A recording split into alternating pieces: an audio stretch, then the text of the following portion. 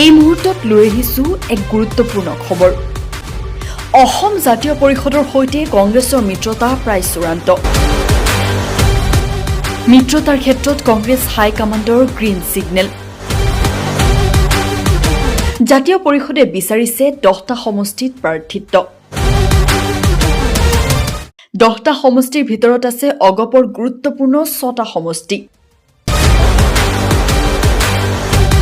উক্ত গুৰুত্বপূৰ্ণ 6 সমষ্টিৰ ক্ষেত্ৰত কোনো ধৰণৰ কম্প্ৰমাইজ নকৰে অজাপই। খোৱাঙত প্ৰাৰ্থিত্ব আগবঢ়াব পাৰে সভাপতি লুৰিণজ্যোতি গগৈ। শদিয়াত প্ৰাৰ্থিত্ব হ'ব পাৰে কাৰ্যকৰী সভাপতি জগদীশ ভূঞাই। অজাপৰ জ্যেষ্ঠ নেতা বাণী দাসক লাগে মৰিগাঁও সমষ্টি। পলাবাৰী সমষ্টিৰ প্ৰাৰ্থী হ'ব পাৰে পংকজলোচন গোস্বামী। ঠিক সেইদৰে জিয়াউৰ ৰহমান বিন্নাকান্দি সমষ্টিৰ প্ৰাৰ্থী হোৱাৰ পূৰ্ণ সম্ভাৱনা। অতি গুৰুত্বপূৰ্ণ সমষ্টি ধেমাজি। ধেমাজিত অজাপৰ প্ৰাৰ্থী হ'ব পাৰে চিত্তৰঞ্জন বসুমতাৰী।